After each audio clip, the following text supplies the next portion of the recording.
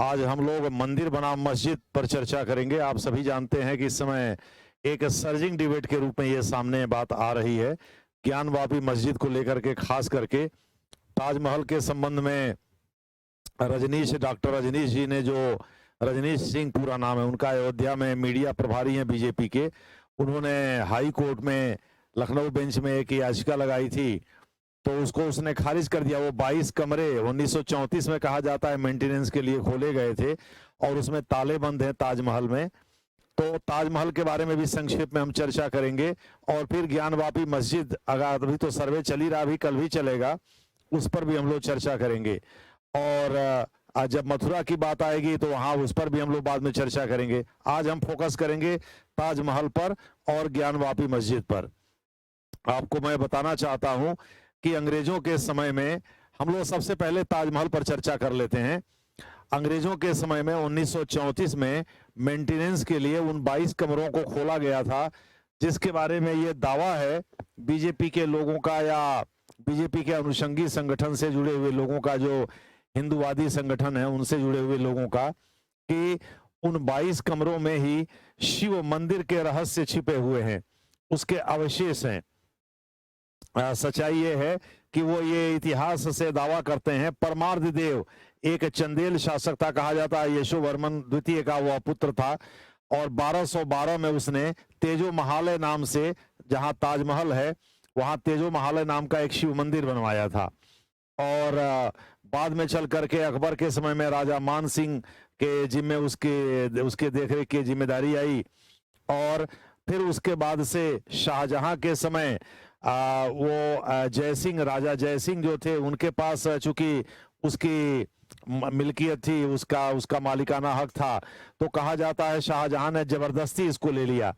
आमेर राजघराने के एक राजकुमारी हैं, राजपुताना आमेर, या जो भी आप कह लीजिए, ठीक है, जयपुर राजघराना, वहां की एक राजकुमारी है। उनका ये दावा है कि उसके पक्ष में मेरे पास तथ्य हैं। लेकिन जिन 22 कमरों को खोलने की बात रजनीश सिंह ने की थी, और विक्रम सिंह के माध्यम से, उन्होंने, वो एडवोकेट हैं एक्चुअली, उनके माध्यम से उन्होंने एक याचिका लगाई थी, तो हाई कोर्ट के जजेस का ये टिप्पणी थी कि भाई कल को आप कहेंगे कि हमको जजेस के चेंबर में जाने दीजिए, क्योंकि उसमें कुछ रहस्य छिपा हुआ है, तो ये कहां तक बात जाके रुकेगी। और इसको लेकर के हाई कोर्ट के जजेस ने उनकी याचिका खारिज कर दी, तो इसलिए ताजमहल का मामला तो खत्म हो गया। अब वह दूसरी बात है कि वो सुप्रीम कोर्ट में जाएंगे। अब सुप्रीम कोर्ट में क्या होगा क्या नहीं होगा, इसके बारे में कहना मुश्किल है। रही बात ज्ञानवापी मस्जिद की, तो उसके बारे में कहा जाता है कि औरंगजेब ने, वहां पहले शिव मंदिर था, उसका सबसे बड़ा प्रमाण जो लोग देते हैं वो ये कहते हैं कि जो नंदी हैं वो भारी भरकम पत्थर के बने हुए हैं, उसको तोड़वा नहीं पाया वो। तो नंदी का मुंह जिस मस्जिद की ओर है, एक्चुअली नंदी का मुंह कभी मस्जिद की ओर होता ही नहीं, वो हमेशा मंदिर की ओर होता है। इसका मतलब नंदी का मुंह जिधर है उधर शिव मंदिर रहा होगा। और वहां भी आज दूसरा दिन था, 80% उसके 4 तहखानों, 4 कमरे जो तहखाने में हैं, उनके सर्वे का काम पूरा हुआ है, सर्वेक्षण का काम पूरा हुआ है। कहा जाता है कि उसके कैंपस में ही गौरी श्रृंगार मंदिर है।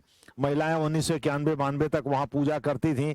बाद में मुलायम सिंह यादव की सरकार ने वहां एक बाड़ा लगा दिया था, फेंस लगा दिया था, जिसके आगे जाना संभव नहीं हो पाया, और फिर उसके बाद से वहां पूजा पाठ बंद हो गया।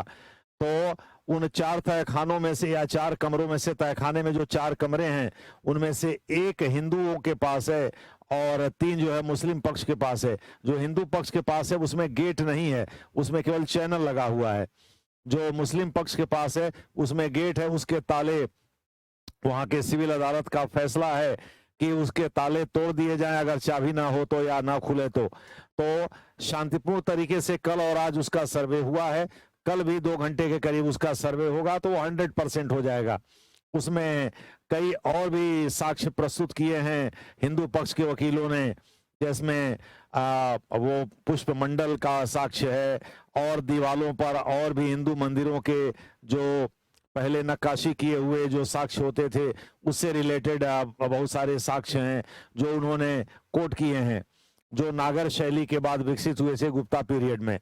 तो कुल मिला जुला करके कहने का तात्पर्य है कि ज्ञानवापी मस्जिद में तो अभी फैसला आना है, चूंकि कोई कुछ बता नहीं रहा है। कोर्ट का आदेश है कि भाई जो भी सर्वे होगा या सर्वे की रिपोर्ट होगी उसको न्यायालय के समक्ष प्रस्तुत करने के पहले कोई सार्वजनिक नहीं करेगा। कहा जा रहा है कि 51 से 52 लोग सर्वे में जाते हैं, जिसमें हिंदू पक्ष के लोग भी रहते हैं, मुस्लिम पक्ष के लोग भी रहते हैं। एक मिश्र जी हैं, उनको एडवोकेट कमिश्नर बनाया गया है, 2 लोगों को उनका सहायक कमिश्नर बनाया गया है और उनकी निगरानी में सर्वे हो रहा है। अदालत का आदेश है कि डीएम सुरक्षा मुहैया कराएं और पुलिस इसमें पूरी सुरक्षा दे जो लोग सर्वे कर रहे हैं उनको, जिससे उनके ऊपर कोई हमला वगैरह ना हो पाए या उनको कोई शारीरिक क्षति ना होने पाए। हालांकि जज ने अपनी सुरक्षा को लेकर के भी गंभीर चिंता प्रकट की है। खैर जो भी मामला है, अभी ज्ञानवापी मस्जिद का मामला जो है वो पूरी तरह से पूरा नहीं हो पाया है। सर्वे होगा, कोर्ट में रिपोर्ट जमा होगी। अब उसमें कुछ मुस्लिम नेता ये कह रहे हैं कि भाई 1991 में रिलीजियस प्लेसेज जो स्पेशल एक्ट था, protection of religious places act जिसको शॉर्ट में कहते हैं, उसमें ये था कि 1947 में जब आज़ादी मिली थी उस समय किसी भी मंदिर या मस्जिद यानी रिलीजियस प्लेस की धार्मिक स्थल की जो स्थिति थी वो ज्यों की त्यों बनी रहेगी, सिवाय एक के बाबरी मस्जिद के। दूसरे शब्दों में बाबरी मस्जिद को छोड़ करके शेष अन्य जो भी धार्मिक स्थल हैं उनकी यथास्थिति ज्यों की त्यों बनी रहेगी। तो फिर कोर्ट ने किस बिना पर यह आदेश सर्वे का दे दिया है और तंजामिया जो वो मस्जिद कमेटी है उसने ये कहा जा रहा है कि उसने सुप्रीम कोर्ट में पिटीशन भी डाल रखा है इसको स्टे करने के लिए। ठीक है, यही कुछ मुस्लिम नेता हैं, मैं उनका नाम नहीं लेना चाहता, वो भी इस तरह का सुझाव दे रहे हैं कि जो मस्जिद कमेटी है उसको सुप्रीम कोर्ट जाना चाहिए और इस पर रोक लगाने की बात करनी चाहिए। 1991 के protection of religious places act, special act जो ब्रैकेट में लिखते हैं उसको, ठीक है, तो उस 1991 के अधिनियम के तहत इस पर रोक लगाने की मांग की जानी चाहिए।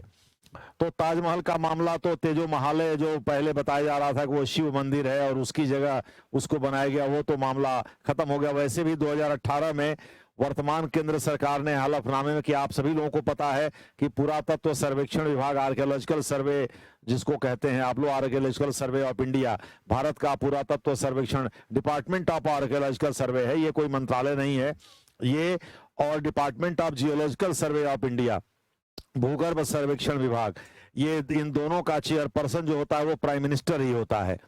इसका मतलब ये है कि 2018 में सरकार ने अपने हलफनामे में जो बात कही कि भाई ऐसा है, वो आर्कियोलॉजिकल सर्वे ऑफ इंडिया और उसका संरक्षण करता है, और तेजो महालय की बात एक काल्पनिक है, वो उस पर हमको लग रहा है कि केंद्र स्टैंड लेगा, यानी वो उसी पर कायम रहेगा। और ये जरूरी भी है, चूंकि ऐसा है अगर गड़े मुर्दे आदमी उखाड़ना शुरू कर देगा, अंग्रेजी में रेकअप शब्द का प्रयोग करते हैं, तो आगे बहुत मुश्किलात हो जाएगी चीजें, क्योंकि फिर इतिहास में बहुत सारी चीजें हैं जिनको दुरुस्त करने का प्रयास अगर वर्तमान में किया जाएगा तो उससे सामाजिक ताना बाना छिन्न भिन्न होगा। खैर जो भी है, अब तो मामला कोर्ट के, कहने का मतलब गेंद कोर्ट के पाले में है, अब वो कैसे खेलता है ये कोर्ट को तय करना है। अभी सर्वे चल रहा है ज्ञानवापी मस्जिद का, देखते हैं उसमें क्या निकल करके आता है, फिर उस पर हम लोग आगे चर्चा करेंगे। लेकिन कुल मिला जुला करके आप सभी लोगों को इस मामले में 1991 का रिलीजियस प्लेसेज स्पेशल एक्ट के बारे में जानना, उसको protection of religious places act कहते हैं, धार्मिक स्थलों का संरक्षण अधिनियम भी कहते हैं, ठीक है। उसके बारे में आपको जानना है कि 1947 में, 15 अगस्त 1947 को जो देश को आजादी मिली, उस समय जिस मंदिर या मस्जिद या किसी भी धार्मिक स्थल की जो स्थिति थी, जो उस समय स्टेटस को था, वो ज्यों का त्यों बना करके रखा जाएगा, सिवाय एक के। और बाबरी मस्जिद के संबंध में, उसमें तो अयोध्या में वाले मामले में जो है सुप्रीम कोर्ट के 5 जजों की संविधान पीठ का फैसला 5-0 से आ चुका है, और वहां मामला टाइटल सूट का था, यानी जमीन के स्वामित्व का था, जो रामलला को मिल गया है, और वहां तो भव्य मंदिर का निर्माण भी हो रहा है, तो उसका मामला छोड़ दीजिए। रही बात ज्ञानवापी मस्जिद की, तो उसको लेकर के दोनों पक्ष के अपने अपने तर्क हैं, देखना है, चूंकि वो प्राइम मिनिस्टर की कॉन्स्टिट्यूएंसी भी है थोड़ा इस वजह से, और ये धार्मिक मसला इस वजह से ज्यादा सेंसिटिव भी है, तो देखते हैं आगे उसमें क्या निकल करके आता है। अभी बहरहाल इस डिस्कशन में हम लोग इतनी ही बात करेंगे, इस चर्चा में हम लोग इतनी ही बात करेंगे इसके आगे जैसे कोर्ट का फैसला आएगा या हाई कोर्ट सुप्रीम कोर्ट की दखल होगी, उसमें हम लोग देखेंगे। मथुरा के मामले में 4 महीने में हाई कोर्ट ने कहा है कि भाई जितने भी पेंडिंग इश्यूज हैं या याचिकाएं हैं, उन सब का डिस्पोजल कर दिया, उनका निस्तारण 4 महीने के भीतर कर दिया जाए।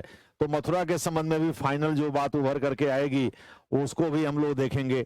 वहां भी ईदगाह वगैरह को लेकर के इशू है, यानी हिंदू पक्ष और मुस्लिम पक्ष के अपने अपने तर्क हैं, अपने अपने दावे हैं, लेकिन जानते ही हैं आपकी कोर्ट साक्ष्य पर चलता है। वैसे भी ये डिबेट कहाँ रुकेगी, इसको भी एक लेकर के डिस्कशन करने की जरूरत है। क्योंकि जैसा मैंने बताया, अगर हम गड़े मुर्दे उखाड़ने लगेंगे तो इतिहास में बहुत सारी ऐसी चीजें हैं जो हमको भटका देंगी, जिससे सामाजिक सौहार्द बिगड़ेगा। तो कहीं न कहीं तो फुल स्टॉप लगना चाहिए। अब देखना है कि कोर्ट इसमें क्या करता है, क्योंकि कोर्ट की दखल है तो इस मामले में हम लोग इससे ज्यादा बात कर नहीं सकते। खैर, जो भी है, जैसे भी है, आगे जो चीजें उभर करके आएंगी उस पर हम लोग चर्चा करेंगे। आज के लिए बस इतना ही। यह वीडियो आप देखते रहिए इस एग्जाम एजुकेटर के प्लेटफॉर्म से।